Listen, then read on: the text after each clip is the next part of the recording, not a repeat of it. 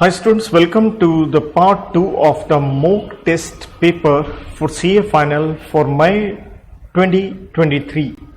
देखिए पार्ट 1 में अगर आपको याद हो हमने case study and independent MCQ के ऊपर डिस्कशन करी थी। आज हम बात करेंगे डिस्क्रिप्टिव क्वेश्चंस किस चीज के ऊपर, ऑन द कंपनीज एक्ट। तो आइए देखते हैं कंपनीज एक्ट के ऊपर हमें क्या प्रश्न पूछे गए हैं।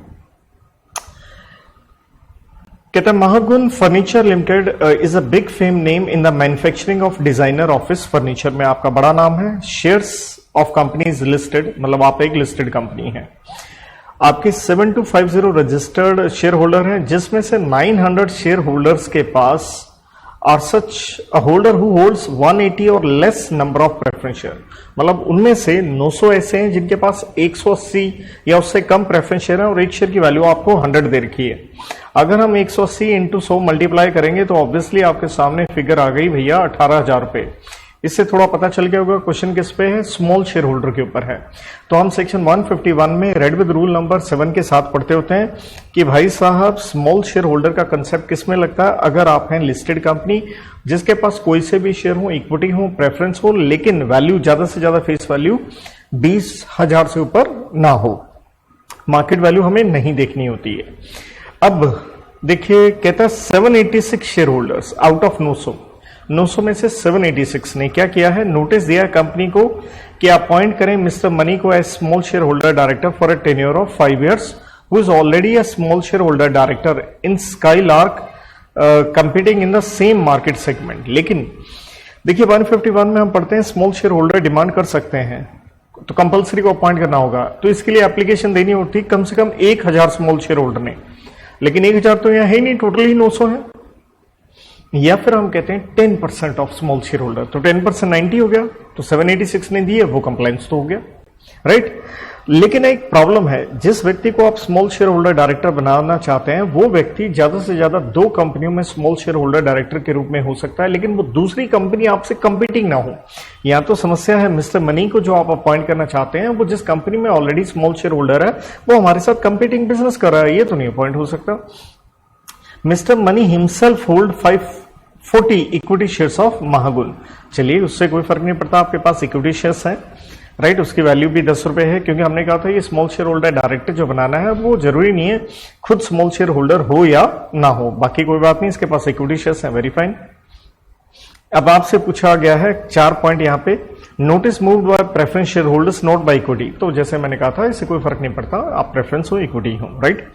तो पहले पॉइंट में तो हमारा आंसर यही निकलेगा भैया, जैसे यहाँ इंस्टीट्यूट ने अपना आंसर लिख के दिया 151 रेड विद रूल नंबर 7 की। जहां तक कंडीशन 1 का सवाल है, जैसे मैंने बताया कि जिसके पास नॉमिनल वैल्यू ज्यादा से ज्यादा 20,000 की हो, आप चाहे कोई से भी शेयर हो सकते हैं, इक्विटी हो या प्रेफरेंस हो, तो इसका कंप्लायंस हो जाता है।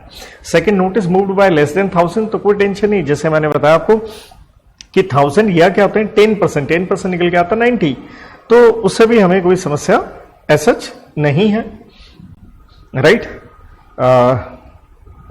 इसलिए क्योंकि जैसे यहां पे बताया गया था जो भी हमें लिमिट दे रखी है, तो 10% का कंप्लायंस ये भी हो रहा है, तो कंडीशन 2 का भी कंप्लायंस हो गया। तीसरा, value of shares held by some of the 786 share holders who move notice may be above the threshold limit. कहता 786 ने जिसमें नोटिस दिया है, क्योंकि हमें ये तो बताया गया था कि यार स्मॉल शेयर होल्डर हैं कितने, ये 900 बताई गई थी यहां पे, राइट। और इसलिए कहता इस 786 ने एप्लीकेशन दी थी, इसमें से कुछ कहता थ्रेशोल्ड लिमिट से उनके पास ज्यादा हो सकते हैं, लेकिन हमें तो लिमिट सिर्फ चाहिए कितनी है, 10% हमें स्मॉल शेयर होल्डर चाहिए होते हैं, तो इसलिए भैया उसमें भी ऐसा हमें कोई दिक्कत आने वाली नहीं है, तो इसलिए ये नोटिस यहां पे क्या रहेगा, वैलिड। तीसरी कंडीशन हम ऊपर देखते हैं, तो ये तीसरी, ये जैसे मैंने सम वाला ये बता ही दिया था आपको, तो यहां पे भी देख सकते हैं, तो इससे कोई फर्क ऐसा पड़ने वाला नहीं है कि उनमें से कुछ के पास जाता है।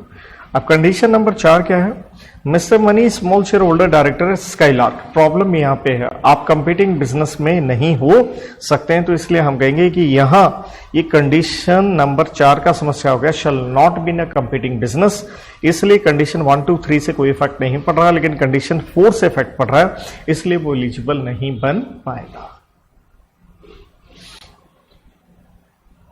देन नेक्स्ट क्वेश्चन, परिनिधि न्यास लिमिटेड ने 5 लाख रुपए कंट्रीब्यूट किए इलेक्टोरल ट्रस्ट में और 7 लाख रुपए दिए भारतीय कम्युनिस्ट एक पॉलिटिकल पार्टी को है। तो ऑब्वियसली 182 के ऊपर क्वेश्चन आ गया, जहां पे कोई लिमिट नहीं होती है अमाउंट की। आपने इलेक्टोरल ट्रस्ट को 5 लाख दिए, एक पार्टी को दी है 7 लाख। आपने कैसे दिए हैं? बाय अकाउंट पे चेक। ऑब्वियसली कंडीशन भी है, ये भी ठीक है।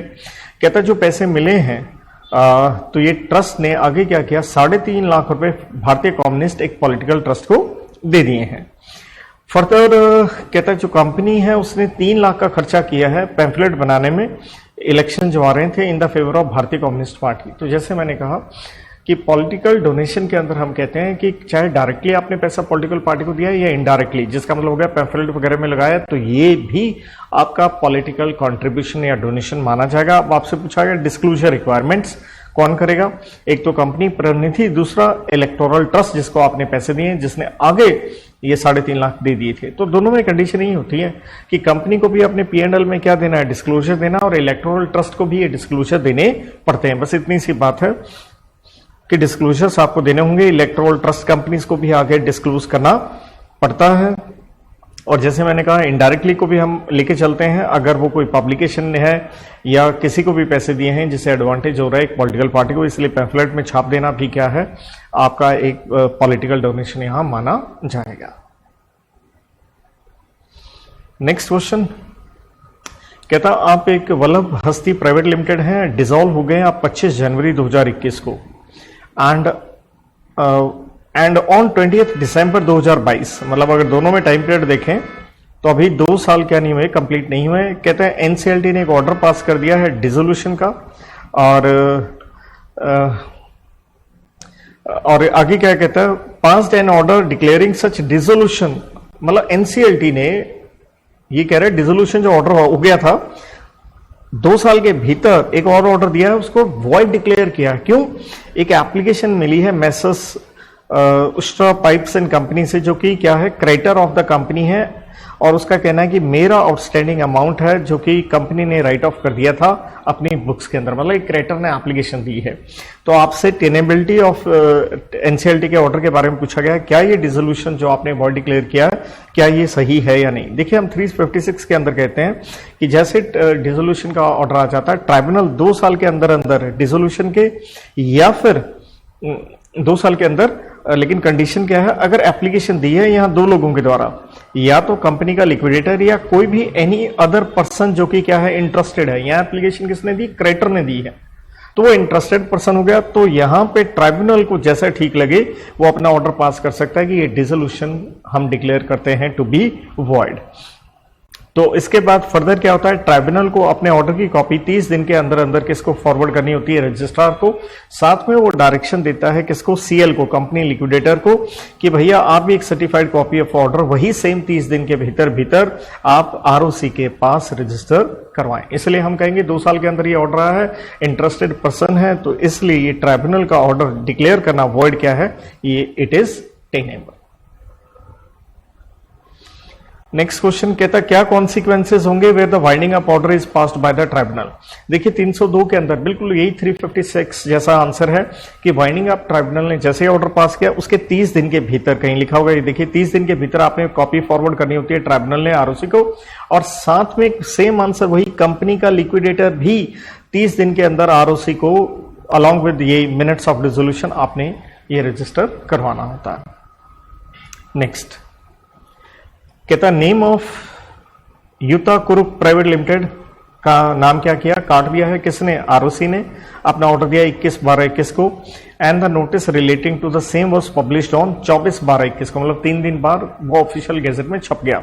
देखिए ऑफिशियल गैजेट में छपने पे ही जैसे आप नाम काटते हैं उसको हम कहते हैं द कंपनी स्टैंड्स डिसॉल्व, जिस दिन वो पब्लिकेशन इन ऑफिशियल गैजेट हुआ एज पर सेक्शन 248। अब कहता company was in existence since 2010, मतलब 10-11 साल पुरानी कंपनी थी, but it was found company कोई बिजनेस नहीं कर रही थी, फिजिकल वेरिफिकेशन से ये रिवील होता है। Management of the company had given necessary undertaking relating to the realisation of all amount due to the company and discharge of liabilities within a reasonable time. Company के management ने क्या किया है, एक undertaking दी है, yes हम assets बेच देंगे और लायबिलिटीज पे कर देंगे। आपसे पूछा गया validity of the dissolution of date of the company, तो जैसे मैंने बता दिया वो पब्लिकेशन डेट होती है जो कि बनेगी 24/12। दूसरा, liability of the creditors company towards creditors post removal of the name and status of the liability of director if any towards dissolved company. देखिए 248(5) में हम ये पढ़ के आते हैं कि जरूरी नहीं है कि कंपनी की कोई लायबिलिटीज ना हो, सिर्फ आपने क्या बनानी है, सफिशिएंट आपने एक अंडरटेकिंग देनी होती है कि हमने सफिशिएंट प्रोविजन की है किसके लिए, कि रियलाइजेशन हो जो भी अमाउंट ड्यू बनता है और हम डिस्चार्ज कर देंगे अपनी लायबिलिटीज को, अपने क्रेडिटर्स को with in a reasonable time. बस इसकी एक अंडरटेकिंग लेनी होती है किससे, एमडी से, डायरेक्टर से या person in charge in the management, जो भी क्वेश्चन में बताया गया है मैनेजमेंट ने ये अंडरटेकिंग दी है। दूसरी बात ये आती है कि भाई साहब इसलिए जो भी every director, manager or other officer है कंपनी का, इससे रिलेटेड कुछ भी गड़बड़ होगी, their liability shall continue as if the company is not dissolved. तो उनसे रिलेटेड ये आंसर हो गया। 3 चीजें पूछी थी, ये मैंने डिस्कस कर दी। यहां पे बढ़ते हैं आगे। Next question chapter number 14 investigation से है। कहता है in connection with the ongoing investigation of Anuruddh limited the inspector on duty mister Samruddh Dave required books and papers of a debtor of the company namely Messrs Aartiya garments for examining them. दरअसल investigation के दौरान inspector किसके कागज मांग रहा है, company के नहीं मांग रहा, किसके डेटर है कंपनी का जिसका नाम ये है।